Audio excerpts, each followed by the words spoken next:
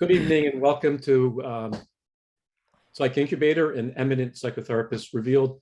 I am truly pleased this evening to have as a guest Dr. Thomas Sexton, who's a professor emeritus at Indiana University. He's one of the model developers of functional family therapy, which we're going to hear about this evening, and the author of Functional Family Therapy in Clinical Practice and the Handbook of Family Therapy. He's a member of APA, actually he was a member of the APA treatment guidelines, and with me, the steering committee, we did that together for a while. I'm not going to continue to talk about all the things that Tom's done because it would take away from time for us to talk. But I must say that Tom is one of the most intelligent and innovative family therapy people, I think, in the world now. And you're going to really have a special treat getting to hear Tom's thoughts and impressions about not only his work, but about the field. So Tom, welcome. And why don't you tell us a little bit, we're waiting for our guest hosts while we're waiting for them to jump in.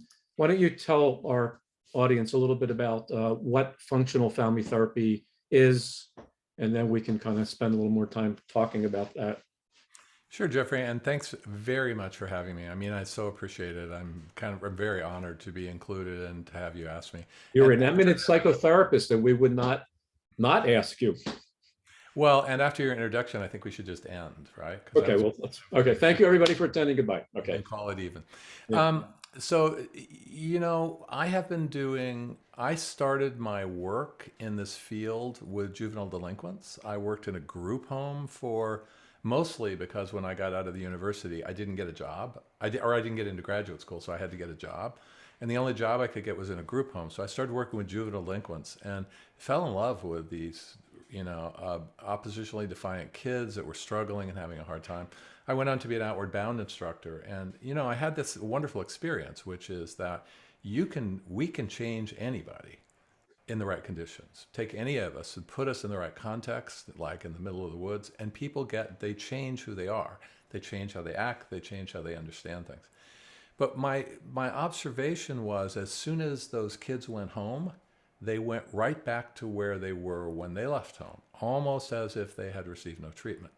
So That was discouraging. It's more than discouraging. I mean, it's just really, really difficult because you do this really hard work with people and then they go home. But my thought was, why? And there's a couple things that we thought about, like, did we do a bad job? Did we not help them? And I didn't know much then. None of us knew anything. And we were making it up at that point. But what I began to think about was it had far less to do with the behavior of the kids and far more to do with what happens in their families. So I got really interested in families, like in my middle 20s. So when I did finally go to graduate school, I went to Florida State, and I had the real luck of working with a man named Ray Bardill, who was around for a very long time. He worked in the school of social work. And I learned about systemic thinking, and I learned about systemic models of treatment. And I was fascinated because it was like putting on a different pair of glasses for me. It was like an entirely different view of the world, because it wasn't that the world went away and a new world came. It was that certain things moved into the background and other things moved into the foreground. I remember the same experience when I discovered von Burton-Lanfy's system theory. Oh my God. Yeah. And family therapy training. Yeah. Yeah. And learning to pay attention to the space between people rather than necessarily what's going on inside them. Mm-hmm. And then, of course, it's the interaction of those things. That was just game-changing for me. So I took an academic job finally. And when I went to Nevada, Las Vegas to be a faculty member, I went to an AMFT workshop, and it was Jim Alexander. And it was in the, around 86. Mm-hmm. And I watched Jim do functional family therapy with 100 people in an audience. It was marvelous. He was a master, and so we struck up a relationship. And at that point, it was hard to learn about these models, like functional family. It was really difficult. Where do you go? If you didn't work with Jim in his lab, you couldn't learn it, right? There was no training program. It wasn't taught in schools. So Jim and I started a project in Las Vegas, and we saw thousands of kids in the project, and we started the training organization of FFT that has spread it around the world. FFT is an amazing kind of intervention for me. It is in my view, at least, in the work that I've done, the writing I've done, it is the most relationally systemic model that I've run across. I mean, this is truly a it's a process model, a relational process model. So it's much more about how people work together than it is about changing a single behavior. And the logic, again, is a systemic logic. Mhm, mhm, Lots of places to intervene, right? mhm, Equifinality, there's a lot of roads to the same end. mhm, And so we started with these ideas and we ended up developing this model that I think at this point, 8 countries done in up to 12 languages in any given day. mhm. 50, 60,000 kids a year get treated with FFT somewhere around the world. And so it's really grown in an amazing way. But it's the simplest thing in the world. I mean, and honestly, is the simplest thing. It's just a pathway. And I just view it as, for a clinician, like for Kristen, you and Jeffrey and Michael, it is just like, it's like, how do you get through the woods, right? And if you're going to go through the woods, follow the path that's there, right? But you have to stay on the path. And when something gets in your way, you have to find a way around it, move over it, and not get lost. So it's a systemic process relational model. And it starts with the simplest of ideas, which is how do you engage people and therapeutically motivate them Mhm, mhm, before you do anything else? mhm. And I don't know about you two, but I mean, we've all had this experience, right? You work in therapy, you give them a skill, you give them something to practice, give them homework, and then what usually happens? They come back and you go, "How did it go?" And they go, "What? Yeah, How'd what go?" yeah, And so people don't really do it. right. So why? And that was our question. And our thought was, it's not that the intervention or the homework we gave was bad. It was about being ready. It was about being ready and viewing that activity as something that was relevant to them, important to them, and could get them where they wanted to go. So that got us thinking about this first phase of FFT, which we call engagement and Yes. motivation, But when right? you say that's the first phase of any therapeutic intervention, that engagement is the critical stage of any psychotherapeutic process. I do, but I also don't think many therapeutic processes spend so much time on it. And I Mhm, think the word engagement and motivation can get confusing, mhm. right? So do you So want to So clarify what first? do you mean by engagement? Just so we yeah, can separate the two. Yeah. yeah, that's exactly the point, Kristen. That's exactly the point. So engagement for me, and I'm a social scientist and I'm a clinician and all that, but I'm going to use kind of funny language. It's about learning to lean in to what's going on. Engagement means you start to take part in what's going on. Engagement for us is that you begin to see something in it, hear something in it, feel something in it that resonates with you and could be helpful to you in the struggle that you're in. So first, engagement is that, hey, that's an interesting show. That's an interesting thing. I want to be part of that, Mm. right? We work with troubled families where the trouble is between them. And it's usually the parents saying, fix my kid, Kristen, fix my son, Jeffrey, etc. And the parents aren't part. So for us, engagement is getting everyone to lean into the process. Mhm, Now, it's a funny word because a lot of people think of engagement as people take part in a conversation. We think of engagement as critically tied to therapeutic motivation. They're almost, you can't link them apart. Say that Therapeutic again, tied to therapeutic motivation. motivation. Okay, explain. So I have a lot of parents that come to see me that are willing to do whatever they can do to get me to fix their kids. Yeah. And when they come to see me, I focus on them and engaging them in realizing they're part of the solution, Uh-huh. part of what's gone on, and that there is hope and value to participating in, but you have to take your own responsibility for that, right? Everybody has to, and that for us is all about getting rid of blame and shame and all those attributional things that kind of get in the way of people where, Kristen, it's your fault. Why should I take part in things? It's not I mean, about me. I'm almost hearing you say that you're helping people understand that they're a part of a family or a part of a tribe, that there's something that like links them together, and therefore there is a reason for them to be engaged. Yeah. Wonderfully said. Yeah, you should have just answered the question. That's as well as I could have said it. No, but so think about it in this way, Kristen, too, which is that being part of a tribe is nice, but when the tribe is struggling Mm, and the that's not tribe is nice. thinking, it's not nice. So Mm-mm. we have to get people to feel like they're part of a tribe that has potential. Mhm. Agency? So our engagement process, Jeffrey, is about helping people feel agency, Mhm. right? And that's the hope part, that there's something that they can do to make it different. So we're all about putting responsibility on everybody. So frequently in its engagement motivation stage, when it starts with a family, I may spend the first half an hour talking to the parents, even though the kid's the one in jail, or the kid's the one that did it, or they robbed it, or they did whatever they did. They're suicidal, they have mental health problems. That's strategically important to do because we're trying to bring them in and build responsibility for them. So, Jeffrey, and your question is a great one because we're not interested in just developing relationships. We're interested in developing therapeutic relationships where people are part of everything. So we may spend 4, 5, 6 sessions using the techniques in engagement motivation before moving on. So I guess that's one of the answers to your question, Jeffrey, is we spend a great deal of time doing this, right? Because what ends up happening is I might get, Kristen, you leaning in, feeling like there's hope, feeling you're part of it. And then you go home and stuff happens. Mm, I got to redo 3/4 of that the next time. And then kind of what happens also is that you then bring in examples from your week. Yeah, but how about this? How about this?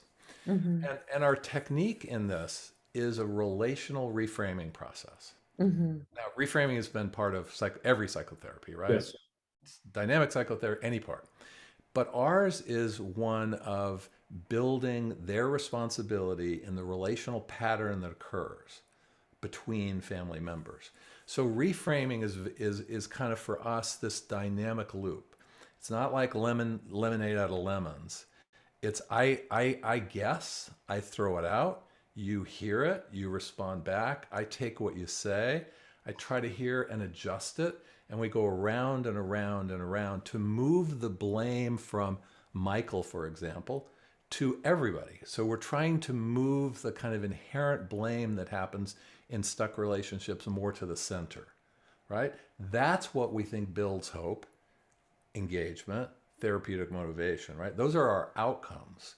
Reframing, redirecting people, being very active in sessions is our way of accomplishing those outcomes. Can you say more about moving blame to the emotional center? What do you mean by that? Yeah, so our thought is in all of our writings about FFT that the way relationships get stuck Yeah. is around attribution. So, I mean, so for us, we're interested from a systemic perspective in patterns, Yeah. meanings, and attachments, Patterns, meanings, and attachments. right? So patterns are what relationships are. That's the Yeah. old MRI idea, right? Is that that's a cybernetic pattern model. Yes. Yeah. Bring in information processing and attribution theory, add that to it, and what you've got is a pattern in which people are responding to what they believe the other person to be doing. They've already attributed. That's the attribution. Okay. That's the attribution. Yeah. And then lastly, how does all that stay glued together? Right? And we think we have our own version of attachment called relational functions, but it's just kind of attachment, right? Because we know in the kind of second order systems theory that homeostasis, it's more of family systems are dynamic systems. They're not stable, stuck systems, right? So I don't know if that answers it, Jeffrey, but so we try to take that attributional process and all the emotion that goes with it, right? If you think your son, Michael, is disrespectful, and He is that's sometimes, Michael. Michael, you're sometimes very disrespectful to Oh, Dad. Definitely. this will work really well. So what I would say to you, Jeffrey, as Michael's dad, is I would say, yeah, when Michael speaks back to you and yells back at you, Yeah. I Don't hear hit him. you. That's Don't not. hit him. No, well, you can hit him if you want. Depends on the day. I wouldn't say. That's a joke. But what I would say is, but Jeffrey, let me help me understand something. What's your struggle with Michael's behavior? It's disrespectful sometimes. He doesn't respect what I do for him. Can you help me understand What do you mean by disrespectful? What's your struggle with disrespectful? He gets snarky with me. He sometimes uses profanities, and I have a hot button for people disrespecting me, and he does it, and I want to squash him. And as a dad, because I'm a dad too, I know what that feeling's like, and I hear you. But here's what's really interesting is, the good news is that he's outspoken. He's not shy. He takes care of himself. What he doesn't quite know how to do yet is moderate that and filter that, etc. But let me go back to the thing you just said, which is I wouldn't hang around with you if you weren't such an idiot.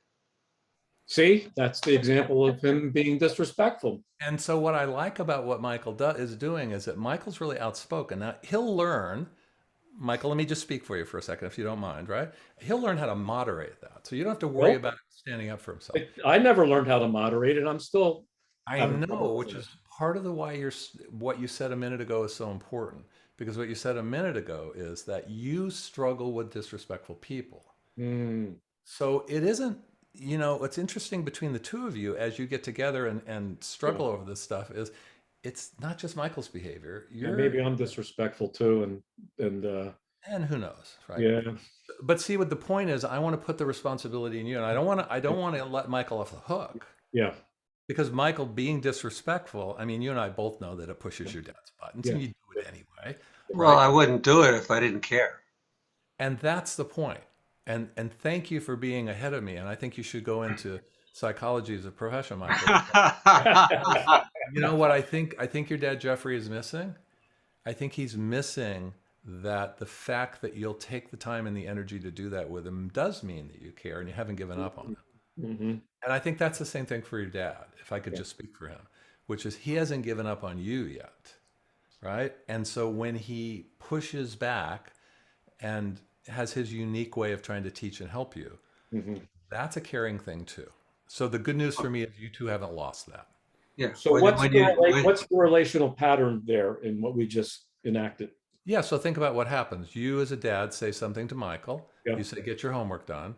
Michael does what he just That's averted. snarky. Yeah, yeah. Yeah, and then what you do is you don't hear, what you hear is disrespect. Yeah. That's the attributional part, right? Okay. And Hey, so you respond to what you're hearing, and you really miss the other parts of what Michael's doing, which is when Tom said that you were doing this because you cared, I teared up.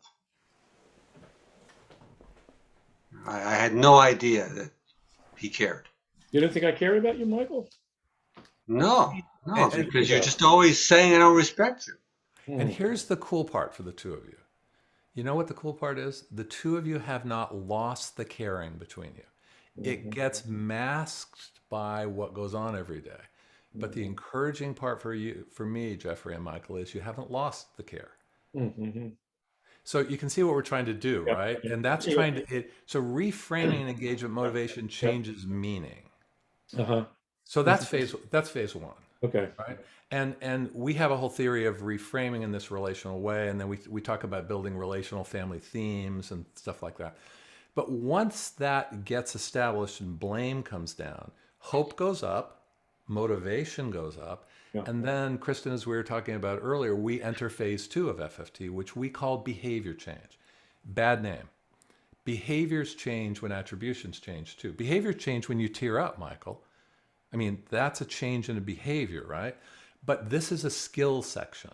So the other thing is, if we're going to keep you two in that better spot, there are different ways to problem solve with him, Jeffrey, rather than calling him the things you call him. Yeah. Right? There's different ways of going. So then we build skills because people are leaning in, Kristen, right? And as we were talking about before, they see a bit of a value here. So learning skill X for Jeffrey allows him to get over his disrespect. Learning skill X for Michael allows him to maneuver with his dad, etc. So they both have value in it.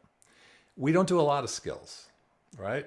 Because it's not really the skill, it's getting people to work differently. Uh-huh. Uh-huh. Well, and I think also, like, as I listen to you, like, people want to get along with one another. It doesn't feel good to be fighting and having explosions. And so there is this inherent desire to have, like, Yeah. some sort of positive feeling with one another.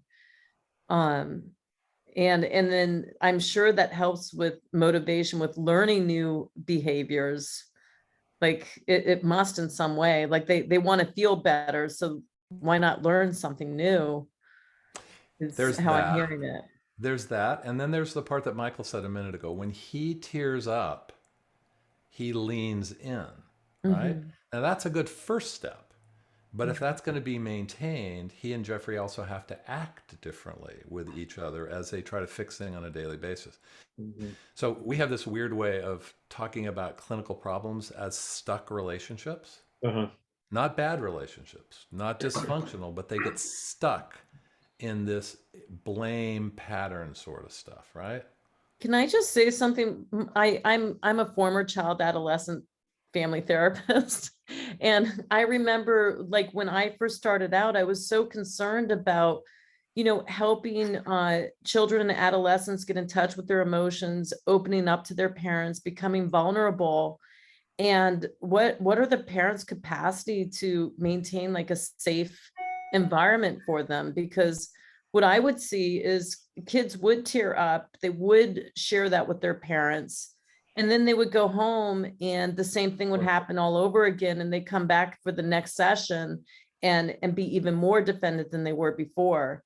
And so it was really, really tough, like knowing like, is this okay? Is it, or not? Yeah, and FFT is a bit of an odd intervention in the sense that opening up is not always the goal, Mhm. right? You can benefit without opening up. You can benefit, and that's what the therapist does frequently. So, Kristen, in the case you just discussed, or or the example you just gave, that you don't want to them open up anymore because you have potentially harm them, right? The more they open up, they're going to shut that down. What's that going to do in future relationships with them? What do they Right, learn? They learn to be right. guarded. They learn to be quiet. They learn to be to Mhm. themselves. So it isn't that they have to express it. So there may be times where I would voice Michael's struggle. Mhm. I would and I wouldn't voice it as making him vulnerable. I would voice it by giving his behavior a different meaning that brought the blame from his dad down, which would make him feel as if that stuckness was a little less there. Mhm. So I've done FFT therapies in which the adolescent may say 20 things in 5 sessions. Right. That's okay with me, Yeah. right? Because engagement doesn't mean you're talking. Yeah. Engagement means that you're there and You're you're present. involved. You're Mhm. You're present. present. You showed That's up. exactly it. You showed up, but it's funny how adolescents are. They hear a lot of stuff, Everything. but they may not know how to show it. Mhm. So as I said, Jeffrey, phase 2 is teaching skills, right? We don't teach a lot, right? Mhm. Because our goal is not to fix the problem. Our goal is to change how they work together. Because we Okay. think that's a long-term change. I could help you and Michael get his homework done. Yeah. But what happens when he doesn't come home and follow curfew? You Yeah. want to come back and see me again? No, I don't want that happening. You should be able to do it yourself. So Uh-huh. the whole point is our focus is on how they work. And then the last phase of FFT we call generalization, right? We expect that in the change process, if it's going to be long-term change, you got to fall on your face 3, 4, 5, 10 times, right? So we do relapse prevention, and we take the few things we taught skills about in the middle phase, and we move them out to other events. But our goal in the last phase is to become less important in the therapy process and make them more independent and self-sufficient in doing it and be more of a guide in that. Mhm. So it's engaging them, it's helping with new things to do, and then it's helping that stay in place over time. Mhm. Simple as it can be, right? Nothing complicated about that in terms of a change pathway. Mhm. Mhm. Just hard to do in the middle of the storm of emotion and challenge that goes on in families. Yeah, and acting out with kids. So when Michael acts out, and jumps up and down and yells, I have to say, thank you, Michael. I appreciate the fact that you show me how important this is to you. And, the good news is you're not soft-spoken. The struggle you're going to have is you're going to have to, and we'll help you and you'll figure it out, is how to say those things in a way that might work a little bit better. Mhm. Mhm. So So I'm how do wondering, you, go ahead. we spoke about staying on topic, and obviously there's been what's the overriding topic that you're trying to stay on? Well, so this is a great question. This is a great question. I don't really care what they talk about. I want them to talk about, and let me back up one step. Sorry, I'm getting ahead of myself. FFT is a very strength-based approach, but strength-based can be really misunderstood. I mean, really, really misunderstood as don't talk about anything negative. Don't talk about anything bad. Just highlight the positive. You two are really wonderful. Look, you're sitting in this. I mean, some of that's just kind of, give me a break, right? I mean, I'm dealing with kids that are in gangs out on the street, parents who have substance abuse issues. I mean, it's complicated stuff. That stuff they don't hear. So the idea here is to be able to try to focus attention on whatever they want to talk about. And what I'm paying attention to are attributions, patterns, and attachments. I want to change in the middle phase the pattern. In the first phase, I want to change the meaning. And you know what's interesting for us, this attachment part? We don't change. Our goal in FFT is to match to that, not to change it. So for example, in the work we do, it's relatively short term. We're not going to change their fundamental attachment pattern, right? Like we call it relational functions. But if you don't match to it, it's like you're talking different languages. Sue Johnson talks about love languages and stuff like that. It's like people missing each other. Yeah. So we see it as a responsibility of the therapist to figure that out and match to it and change how they deliver FFT rather than to require the family to change how they typically feel in that attachment space. Hmm. See, this is a good comment because all of you are going, how does that work? Well, I mean, it would be interesting to just see if we could play this out and just like see it in action in a way. Is there any way that we could do that? Like just like a 10-minute role play? We had that discussion. We had that discussion, and I'm more than happy to do that because Oh. you can see I like to step into those things. Yeah. Yeah. Here's the downside. Yeah. FFT is not any 10-minute sequence. FFT is the accumulation of things over sessions. So we really see it as layering, engagement, motivation, build behavior change on, build generalization on. So you're like a 7-layer cookie or something. Just yeah, and you know how you have to do the layers? It's the therapist that has to change.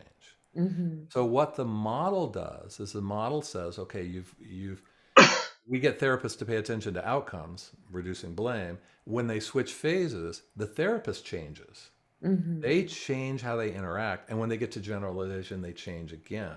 So it's the therapist that has to adjust to these things and match to the family and pull them along. So we could do that. I could actually show you some videotape examples. The problem is you'd see this one little snippet, and it's all the layers that make the cake. So the therapist has a big job. Okay. A huge job. And so how do you, and you get people with all kinds of levels of training, and you've got a huge program where you're trying to treat a community in a way. So how do you essentially get therapists into a position where they can be attuned and effective with this cohort? So now we're talking about training. And boy, that could be a gigantically huge discussion we could all have of our experiences of that. And you can alter it rather than training. You could say, well, how would you describe the characteristics of the therapist? What should the therapist be attempting? Okay, better, Michael. Better. That helps, Michael. So I think in an FFT perspective, therapists follow the change model. So what we say to therapists is the first question you ask yourself when something happens is what phase are you in, right? If you start by saying, where am I on the journey? Anchor yourself in where you're in the journey and then say, what are the things that go in that phase that get you the outcomes of that phase? And we have them in each phase, different interventions that go with that, right? So first thing is they have to know where they are. Then they have to take whatever event is occurring in front of them at the time, and they have to focus their attention on taking that event and making it an opportunity to accomplish the goals of that phase. So for us in FFT, therapy is about two experts. The family is an expert in their life. Um, Michael just went off Yeah, into the okay. ocean. Yeah, he I'm gonna interrupt. Okay, I have so many examples here. Mom and dad, mom and dad are separating, right? There's an only child. 3 people come into the room. Dad is acting out. He has numbers, perhaps affairs, perhaps one affair happening. Mom's working all the time. She's enraged, and there's this one child in the middle. What do you do there? Why are they referred? Oh, of course, because the child is not attending to his schoolwork, being impulsively angry on the hockey team. It's he is certainly the identified patient. There's something really, really wrong with him, and it needs to be fixed. So I start, Kristen, with saying, what's going on between the three of you? So, and a simple question, right? But I try to put things between people. So I don't say what's going on with your behavior, how did it come to this, etc. And the other thing I'll say is I'm going to be very active from the first second. This is not a learn and let them enact and then intervene. I'm going to intervene. And if you watch my videotapes, I intervene in the first 2 or 3 seconds, 2 or 3 minutes, and it's a very active back and forth. So what I would say is what's going on between you, and they'll go, well, he does this, this, and that. Then I'm ready to go. Because if you were to say, as a mom, Michael does, and Michael does, and Michael does, then we're back to where we were with Jeffrey and Michael a second ago, or what I hear is your attribution of Michael's behavior. What does it mean to you? What do you think it is? So rather than talk to Michael about that, I'm likely to turn to you and say, doesn't try very hard, right? What's your struggle with that, Kristen? What's going on about that, etc. And then, so I'm going to move it back to you. And over time, what's going to happen is we're going to see that there's struggles between you and your husband. And then I'm going to be bold enough to say, okay, so it isn't just him then. There's something going on between you that gets pretty intense, right? Does he get lost when you two fight like that? Or does he get drawn into it? How does it work with him when you two are struggling to that? So you see what I'm trying to do, right? Is I'm trying to attribute some of the struggle. I'm trying to change what we call the problem definition from it being him to it being you all too. You have some things going on. Well, I mean, as I play it out in my mind, it sounds like a pressure, because if you put it right back on the mom, then, of course, she's going to be articulating how angry she is, that she's working all the time, right? And then that swings over to the father and what's happening there. And so, I mean, it sounds like it's almost like watching this ball kind of bounce from person to person. It is. So you immediately seem, and this is where the system stuff I think I'm hearing comes in. You immediately get into the system, like Absolutely. immediately you're reframing this. This is a system, and I'm only going to deal with the system. So what's going on among you or between you, or what's this process? You're shifting the frame, like in your first intervention sometimes. And you don't even want to hear the complaints. It's a pressure. It's pressurizing the system, and the emotion comes up, just like Michael was tearing up. Right. I reached for anger. So yeah. And that's a wonderful way to say it, Kristen, because I am trying to pressure the system, right? And I'm pressuring the system by turning in the other direction from the blame. So so what happens to all of us in relationships is when somebody blames somebody, you get directed towards who was blamed, right? And our therapists want to go, Michael, why is it that you don't do your homework? And what's the struggle? And can you tell us what you're dealing with? Yeah. That's what we talked about earlier, right, Kristen? Is that puts a huge amount of pressure on Michael. And instead, I'm going to go the other direction and focus on where the blame comes from. Because if I'm in engagement motivation, what's my objective? First of all, I want to build alliance with them. I want to build a connection with them, but I also want to put responsibility on them in a Right. therapeutic. So that's why I'm going to turn that way. Because Right. kids are already part of it. You and your husband are not part of it. I want to make you part of it. And then we have everybody kind of part of the system, Jeffrey. And then we're dealing with the system and how it goes. Well, it squashes the gaslighting, instead of the child being held responsible for the what's happening between the couple. It really forces them to take responsibility. It's And Kristen, fascinating. let me play out a little bit further with your example, because it's a really good one. Because I may end up saying, you know what, I don't know exactly what's going on between you and your husband. It sounds like it gets very intense, and it sounds like it's extremely complicated. But here's what is really helpful to me in this. It's not just Michael. Mhm. There's something else going on here, and we don't need to know about it. But it's really helpful for me to know that it's way more complicated than just the. So what I'm doing, you see what I'm doing is as I'm making implications that it has to do with everybody along the way. Mhm. So Right. what do you do when you get the response? So you blame the parents. I blame everybody because everybody's to be blamed because everybody's responsible. I call it the difference. There's a difference, Michael, between blame and responsibility, right? Blame is when you caused it. Responsibility is when you're part of it. So we're working on responsibility, not on blame. We're actually working to change blame.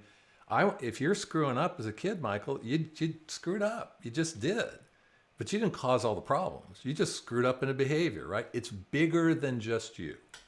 Well, you mentioned that you're using this model with, really difficult populations, people who are struggling with poverty and domestic violence. And I had the opportunity to work with the Department of Social Services with families that are gang related. And I mean, how do you even get mom and dad in the same room, as well as like the children all at the same time, and then watch this model get played? I mean, what does that look like? It has so many different variations, Kristen. It's so many. So we Yeah. work in the New York City child welfare system, right? Wow. These are families of all different cultures that speak all different languages that are caught in the child welfare system. They're Mhm. mandated to go. They're going to take their kids away, right? And so we're dealing with those people in their houses. Yeah. We got to first get in the door, right? And then Yeah. we got to get in the door and we got to do something with it, right? So they are very, very, very difficult. So the challenge is this, and that's where the model and the therapist come together, Yeah. right? Models don't tell you how to do that. Models tell you the pathway of change. It's the creative, brave therapist that is willing to lean into the problem, walk towards negativity, walk towards anger, walk towards whatever it is. Doesn't walk towards it, grab it, and then use it to move you forward. Mhm. That's the other part. Because FFT doesn't work without brave, active, and creative therapists. We Yeah. can't tell a therapist how to maneuver each situation. We can give them a set of principles about how to do it, and we can supervise them and help them learn from case experience how to do it. But for FFT to work, it requires a model and a creative therapist, or it just doesn't work. So Yeah, but that that's brings so that, interesting. I didn't get that when I was that person going to different homes, right? Like I remember the kids would have to come pick me up, I'd have like a hockey bag filled with toys. They'd walk me up a flight of stairs. I'd be sitting on a floor and literally watching like a rat kind of, walk Yeah, around of the course. room, right? Yeah. As I'm trying to do play therapy. And there was absolutely no model that I was given that prepared me for those type of experiences. So that makes a lot of sense to me now when you're talking about like the therapist really matters, because how You, how do you react to all these different situations and people, and eh, so Tom, fascinating. here's what I'm concerned about. Part of what I'm concerned about, I think what the challenge is for our field is, obviously anybody listening to you could tell you're like a very expert therapist, and you're probably going to get people that will call and say, can you be my therapist? But how do we bottle Tom Sexton? Does your training bottled? Is it, do you get a bottle of Tom Sexton there? How do you Like transmit? he's like a perfume. Right, so I certainly hope not. well, I the really hope. cologne. the oxytocin, Well, yeah, how do you're going to you, get people copying you. They're going to try. Absolutely. That's how they learn. That's how they learn. Just So try it out, that's okay. but they, and then yeah, but then since they have learned this thing, it becomes artificial. They kind of do it. How do they learn the flexibility? Yeah. So Yeah. let me back up one step with this. So I am an old, white, well-off man, Mm-hmm. right? And the people we train are not me. They come to the table of being a therapist with all sorts of different characteristics. So one of our trainings is, one of our kind of philosophy of training is, don't do it like me. You have to learn your own voice, but you can do the same model with your own voice. You'll have your own style, but that doesn't mean you invent a new model, right? You still say, what phase am I in? You still use the intervention, but Michael, you would do it in your way. Kristen, you would do it in your way. Jeffrey would do it in, but you can do the same thing in different ways. This is the equifinality principle of core systems theory, right? There's a lot of ways to get there. We're identifying the where to go, and then we're trying to help people with the core things they need to do. They have to be active, they have to be caring, they have to be empathetic and understanding, but they also have to see the system and not get lost in the noise. And we talk a lot about noise. Noise being the referral situation, noise being all the details of what happened when the kid was 2, 3, 4, domestic. yeah, all I mean, those- yes, I mean, the signal to noise thing is like the biggest thing in therapeutics, right? Like, we got a lot of noise, and we get, every once in a while, we get it, Yeah. like, I'll get a signal that comes through, someone will throw, and the signal can be lost. But how do you teach people how to get that seems to me to be what I'm having trouble with, trying to, how do we teach people, Right. what's the signal that they're supposed to get, and how they get it, how do they receive it, if they don't have a lot of experience and Right. like training and so forth, how do they? Well, you have to be human. I mean, these. You do. You have to be human. Yeah, But or you won't get through the door the second time. I mean, it's you have to find a way to bring yourself into the room. Right, that's the And- engagement in the alliance building, but I was more focused on in these complex systems that you work with, Tom, and that we all work with to some degree. Complex systems with complex issues, picking up on the signal, to me, is some, I don't know if it's an art or a science or what it is, but to be able to get that, like, one or two nuggets of signal from a whole session of talking and emoting. It's how do you do that as a therapist? How do you? So, I mean, there's that's a lot of kind of questions within one thing. So That's me. We do that. Lots of noise. It's You have all- to find the it's all- signal. Welcome. You have to find the signal in the noise. So I mean, first of all, there's the how do you teach people how to do it, and there's the how do you do it, Yeah. right? So let's start with the how do you do it. So for me, I do it by starting with saying, where am I in the change process? So I have to anchor myself, and we call it anchoring yourself. Orient yourself. Oh, Yeah, anchor, or I like the word anchor because when you sit in the middle with a family, You need an anchor. it feels like you're drowning, right? And you have to anchor yourself to something so you don't get caught in the noise. So that's why that simple thing I just said, which is start with anchoring yourself with where you are. That tells you what you're trying to accomplish, and that tells you the 3 or 4 things that are most likely to get you there. So that narrows, first of all, that narrows the world enormously. We teach people to forget about, I mean, a lot of what we teach people to do is ignore things and focus on what's going on in this part of the change process. That's why we do what phase you're in.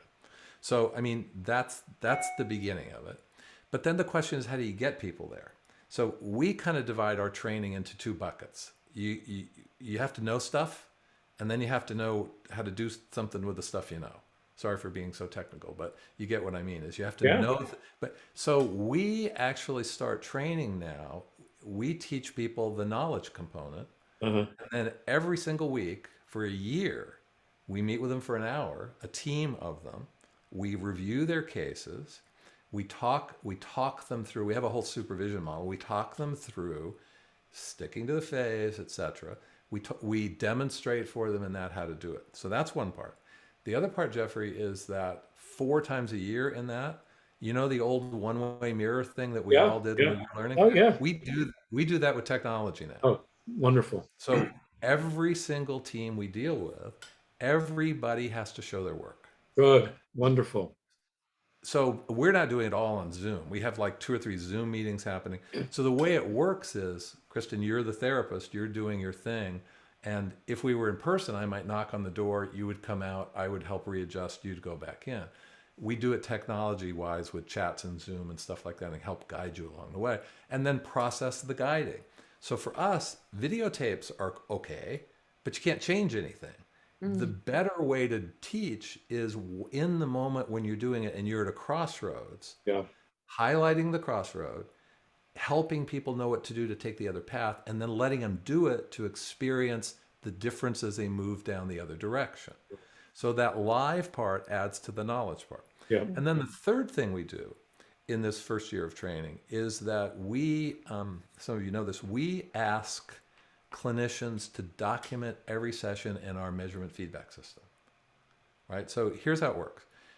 Kristen, you have a session with Michael and Jeffrey.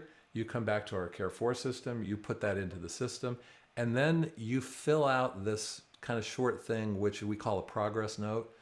All it is a series of guided questions. What was the attribution between them? What did Jeffrey think the problem was? And it guides you through each thing every single session. And then our supervisors who are working with these clinicians, they get to view that. They see what they do, how they think. And so consultation is not, or supervision is not, what do you think you want to talk about? It's Michael. You had a session with that family number 3 this week, and the dad did this. It's very direct, very focused, very fine-tuned. So we get to see how they think. How are like community mental health centers paying for this? Because I remember back then the billable hour was how I got my paycheck, and there was only one way to get that, and that was face to face. So are there grants or? This is a terrific question. So I'm not sure if you're aware of this, but for example, FFT began in the juvenile justice space, like many of these. In fact, most of the evidence-based models started in juvenile justice, right? It all came out of Columbine, the shootings, Paducah, Kentucky. It all started, evidence-based things kind of started there, right? Then the blueprints people out of Colorado kind of emerged, and they started to identify programs, et cetera, et cetera, et cetera. So that was the beginning. But now in child welfare, with the Families First Prevention Act, I don't know if you know, there are 12 programs that the federal government has identified that you have to do in order to get payment for child welfare services from the government. Oh, wow. Right? The child welfare system is moving to evidence-based practices in a big way. So now what happens is the state of New York, I was on a call earlier with the state of New York. They're rolling out their Families First Prevention Act, right? So they would contract with us, or they contract with the agency. Usually they pay for the training, right? So that they can draw down federal dollars connected to that intervention to funnel into their program. There are only 12 identified so far. There should be way more, right? Not good for my business, but there should be way more. But they're identifying programs at work. So that's kind of how it happens. So what's going to occur is any federal child welfare dollars, you have to do a certain thing, or the thing you choose to do, you have to show that it works. Right. With complicated research studies that Jeffrey and I spent, how many years? 6 or 8 years on the guidelines committee, Jeffrey. Oh my God.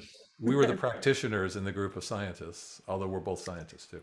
So, Kristen, I think that's the way it's working now. In the early 2000s, it was grants through juvenile justice that got given to communities, et cetera. And what outcome scales are you using to demonstrate that it works? Yeah, so FFT has about 35 randomized clinical trials over 40 years. So, but anything that's been around that long is going to have trials, right? All the time. I mean, they're going to have them all the time.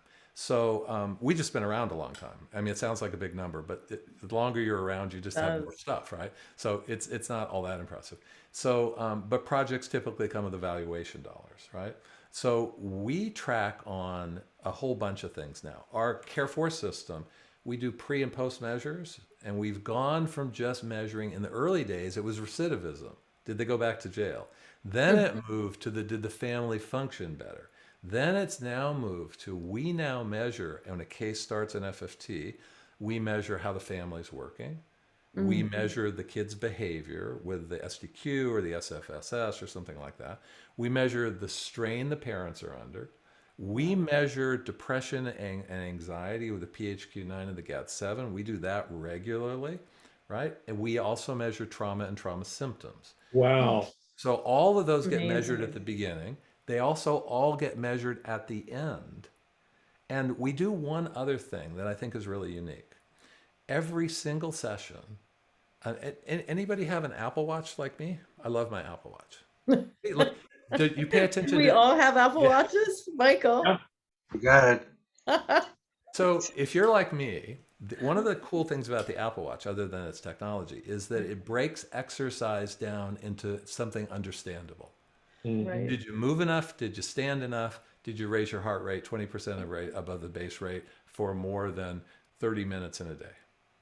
Pretty simple, right? I can look at my watch and I can say, oh, I'm way behind. I don't have to think about it. I just look at it and I see the 3 circles. We do the same thing in FFT. Every single session, clients complete a really quick little form for us, 1 or 2 minutes, and we measure 3 things. What alliance do you have with your therapist? How much progress do you think you're making? And how much impact are we having on you? Now, we don't ask how much impact. What we do is we say, how blamed do you feel? How this? Do you know how to use the skill? Do you know how to use it? So we map those on the phases, right? Families fill it out, and it can be filled out in lots of ways, right? I can hand you a piece of paper. You can do it. I can take it back to the office, put it in, or I can send you a text message Wow. from the system, and then they just do it. So therefore, we frequently just say, okay, we got 5 minutes left in the session. Michael, will you open up your text? Jeffrey, you and Kristen, will you open up your, get your phone out, and there'll be a text there. And it's 3 questions. No, it's about 10 questions, but it measures 3 different things. Wow. And they fill it out right then. And then what happens is that gets translated in our measurement system into 3 circles. Green, when the circles are green, it's great. When they're yellow, you should worry. And when they're red, stop in your tracks and dig deeper. So if you dig deeper, then I can see, is it Jeffrey that's engaged? Michael's not engaged, Kristen. And then it helps me target the individual person and their response, because I can see Jeffrey's, Michael's, and yours next to each other. And I can see, so that helps me fine tune what I'm going to do in the next session so that it helps guide. So we have patient-client voice in every single clinical treatment decision. Wow. That's how we bring the client, the family, the youth, parents, etc., into the treatment, right? Because that's what I meant about 2 experts. They're the one that's telling us if it works, right? We're just guiding them through the pathway. And the more information we have, the better we can fine tune that. Yeah, well, I would love to know what text program you're using, because it sounds like it would be something easy that all of us could use, in our offices, at the end of each session, just 10 questions. So It's really simple. And the cool part is the text, all that stuff comes just from the system. So I schedule a session, and when that session is scheduled, it sends it to you while I'm doing the session, and it's there. So all that's automatic. You don't have to even think about that. That's how we're leveraging technology. Michael, Yeah, I've got a couple questions, but one of them has to do with you have this tremendous system, and what kind of integration are you finding at training programs where they want to adopt part of this or use part of this? Are you having luck with that? well, you used an interesting word, want. So I guess what I would say, and again, this takes us a different direction. This is just my own opinion, okay?